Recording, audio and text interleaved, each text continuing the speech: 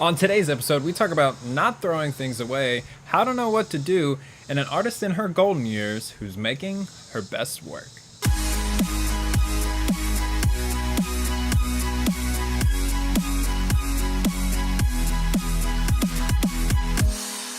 What's up, everybody, and welcome to Finish Friday, the show where we help more creative people change more lives. I am your host, Todd B from Tennessee, and the thing that's sticking with me this week, right? Like, I got a story, of course, to tell you, and it reminds me of something that's so important in the creative space. See, not long ago, my coworker and I, Lori, were working on a video together, and she stumbles across this thing called the Essential Graphics panel in Premiere Pro. So, like, she shoots me this big long email, she sends me all the lists, and I'm like, I don't really understand this now, but it seems cool.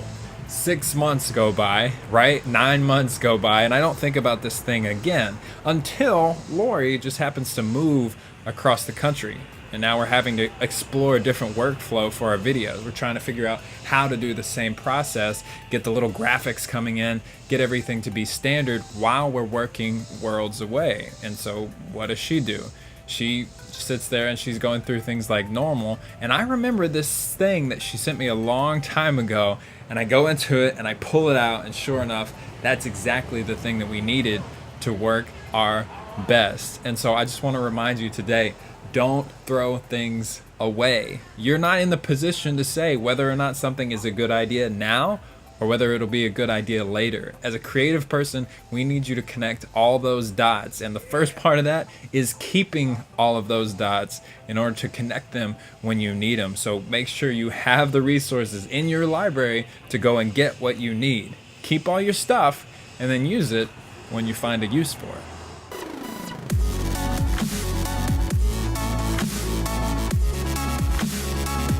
You guys, I gotta tell you, the wife and I recently started watching Sherlock.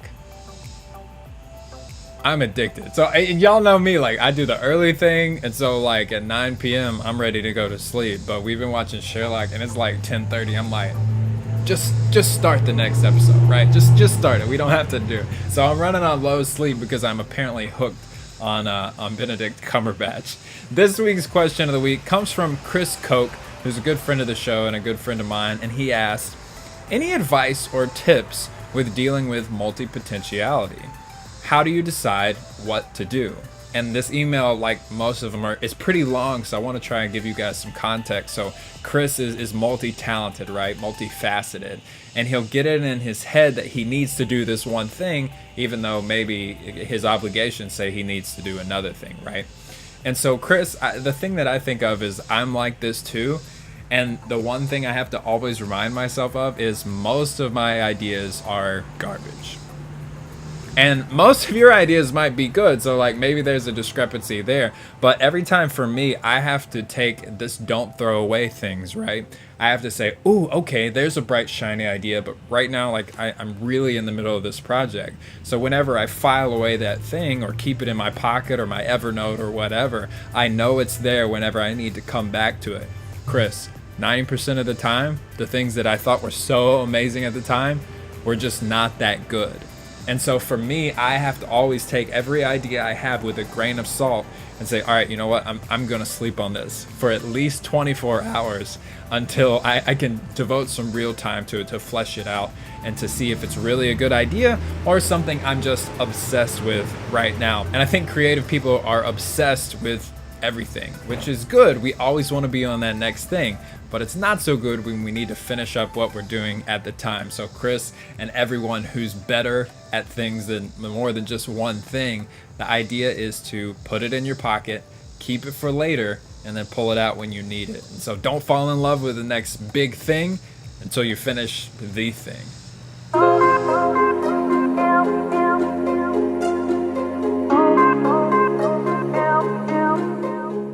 This week's artist spotlight goes on the person I got the don't throw things away from in the first place, and her name is Julia Cameron.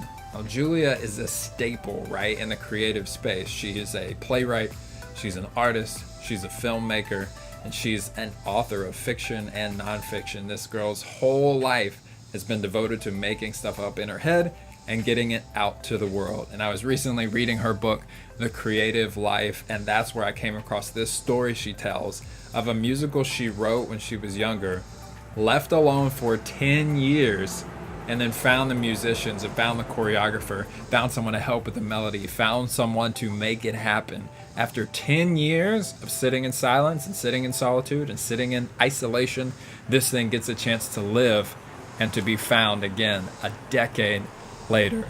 Unbelievable. So Julia, hats off to you. So much thanks for doing what you do, inspiring everyone. If you guys want to check out the book, the link is down below. And I highly recommend you give that a read. Both The Artist's Way and A Creative Life have been super helpful to me in my journey. So that's it for this week's episode. I think 74? Amazing. We've come so far. Before you get out of here, answer this week's Ask the Audience, which is, how organized are you on a scale of 1 to 10? Has a lot to do with not throwing things away, keeping up with ideas.